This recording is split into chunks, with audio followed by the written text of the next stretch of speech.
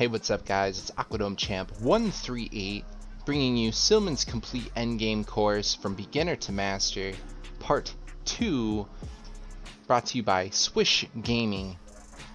Alright, so when you reach a position where your opponent has lost everything but his king, which of course can't be captured, it's a must to know what material you'll be needing to force a checkmate. On the other hand, you can save many poor positions by leaving your opponent with an insufficient amount of mating material when you are the one with the lone king. Clearly, a knowledge of what can or cannot mate versus lone king is extremely important.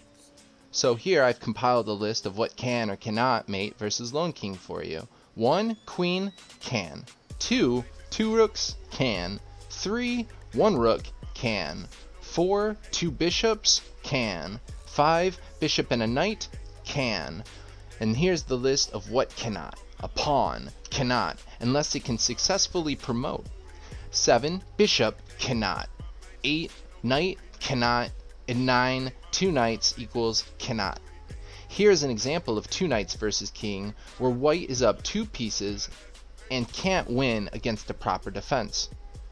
The first thing that must be understood is that white only has a chance to deliver mate in this endgame if black's king blunders into a mate in 1.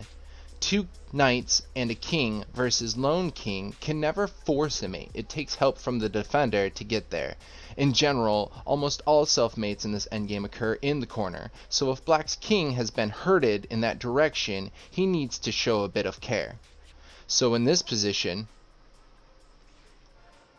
white has correctly chased black's king to the side of the board and has even driven him near the dangerous corner square h8 and h7.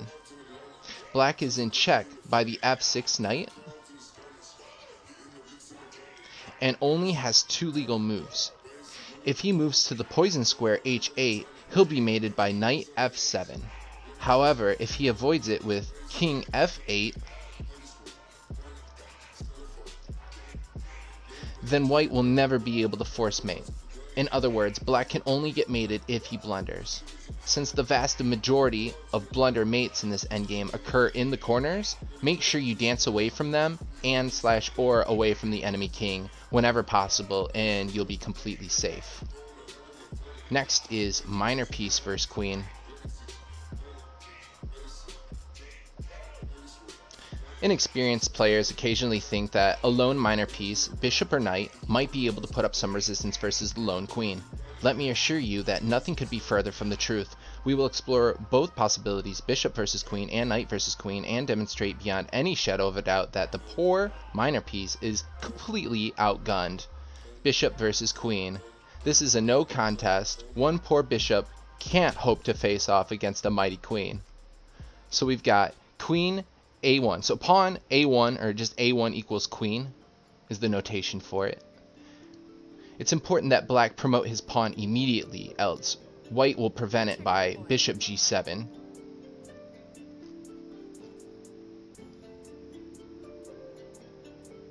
So if this pawn doesn't move here now, this bishop can go here to g7 and completely stop the pawn from promoting into a queen.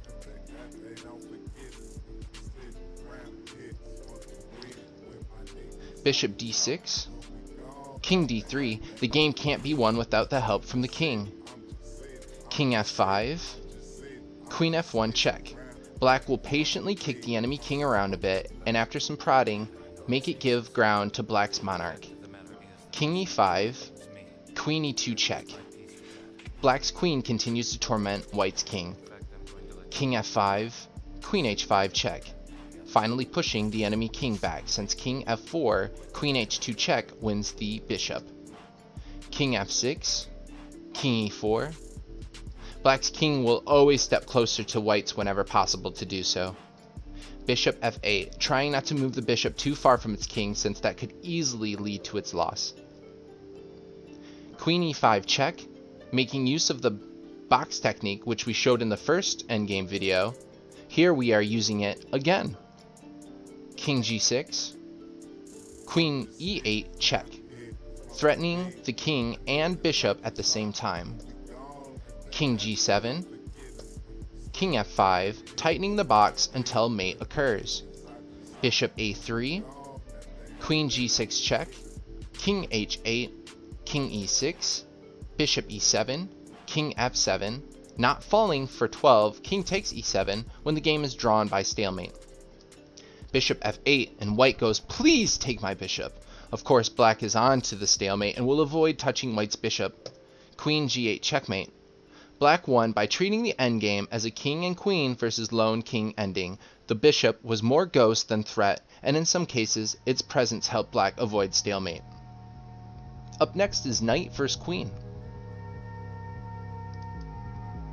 As with queen versus bishop, queen versus knight is a fairly simple win, but here's the knight's strange leaping powers create some nasty forking possibilities.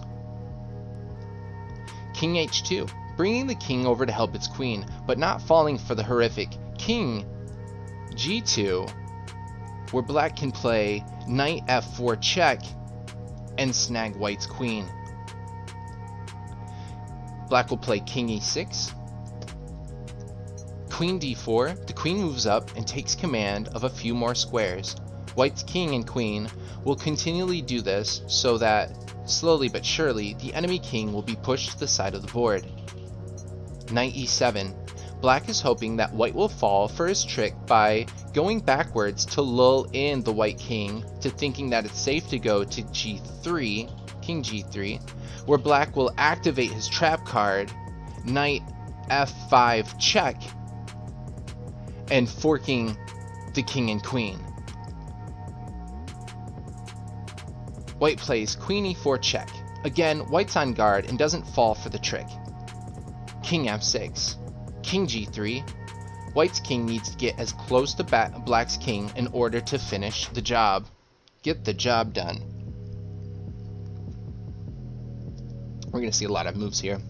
Knight g6, king g4, knight e5 check, king h5, king e6, king g5, king d6, king f5, knight d7, queen d4 check, king e7, queen d5, knight f8, queen c5 check, knight f7, queen c7 check, king e8, king f6, knight d7 check, king e6, knight f8 check, king d6, knight g6, queen g7, a complete killer that hits the knight and also takes away the f8 square from black's king.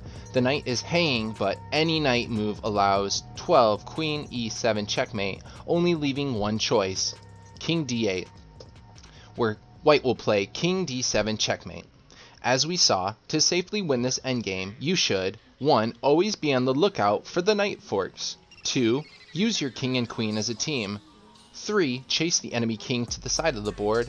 And 4. Be patient. As your queen and king cut off more and more of the board, he'll eventually be forced to give ground and run to the sidelines, which is where you want him. Up next is understanding the king. Use your king.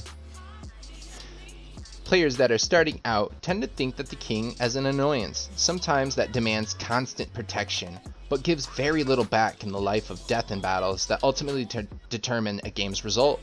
This view is as wrong can be, and the following material just shows how critically important the king is to success in chess.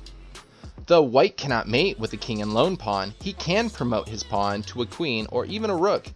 White wants a new queen, and black wants to prevent that from happening. Black plays king d6, king e4, king e6, d5 check, king d6, king d4, king d7, king e5, king e7, d6 check, king d7, king d5, king d8, king c6, king c8, d7 check, king d8, king d6. Black managed to achieve their goal of getting a stalemate by maintaining basic opposition. I'll show you what opposition is in this next part. The quest for domination between two opposing kings is called the opposition, whereby one king tries to become stronger than the other. In this diagram, it illustrates the most basic and direct form of opposition. Both kings would like to advance and gain ground, and both kings had moved into a position that prevents the other from doing so. In such a situation, however, whoever has the first move has the disadvantage. So as you see here, black actually has the first move and they go king c6, and that allows white to infiltrate onto e5, gaining opposition. Of course, this is also just a stalemate because these are just two kings on the board. Alright, so opposition part 2. In this initial position, white has an extra pawn and also possesses the opposition. So we'll go over the moves here for you. King d6, king e4, king e6, d5 check, king d6, king d4, king d7, king e5, king e7, d6 check, king d7, king d5, king d8, king c6, king c8, d7 check, king d8, and king d6 stalemate. So if you can find out what black is doing there and how they're maintaining stalemate, you can figure out how to get the opposition. We'll move on to the opposition part 2, and this might help you out.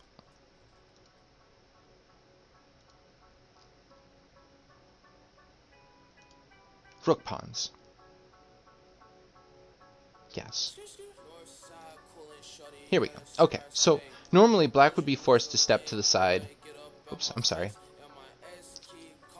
In most endgames, the presence of rook pawns, a pawns, or h pawns gives the defending side drawing chances that normally would not exist. The reason for this resides in the diminished activity of any king that steps in front of such a pawn. Really. This diminished activity allows many stalemate possibilities that simply don't occur with other pawns. In this position, white to move would win if they possessed any other pawn but a rook pawn. However, the fact is, it's an h-pawn ensures an easy draw. h7. Normally, black would be forced to step to the other side of the pawn, allowing the white king to step forward and take control of the all-important queening square. However, because it's an h-pawn, the game ends in an immediate stalemate. Rook Pawns Part 2. Let's look at the same position, pushed one file to the left. g7. King h7. Here we see the difference. With the h-pawn, black's king could not step to the right.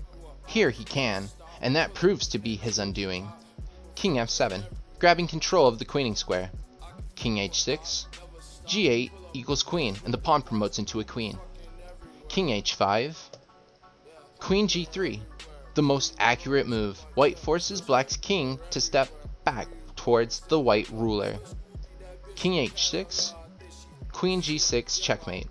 In general, if you are defending a king and pawn endgame, the presence of rook pawns enormously increase your chances for successful drawn result. So summing up here, two knights versus lone king is a draw since the vast majority of blunder mates in this endgame occurs in the corners. Make sure you dance away from them and/or away from the enemy king whenever possible, and you'll be completely safe. Queen versus bishop, no pawns for either side, or queens versus knight, no pawns for either side, is easily winning for the queen. The king is a strong piece and must be used in the endgame. The opposition is an extremely important tool that allows one king to become stronger than the other. And lastly, rook pawns add to the defender's drawing chances in most endgames. Well, thank you so much. That's been this part of this video. Stay tuned for the next video, and I'll see you in the future. Blickety blow!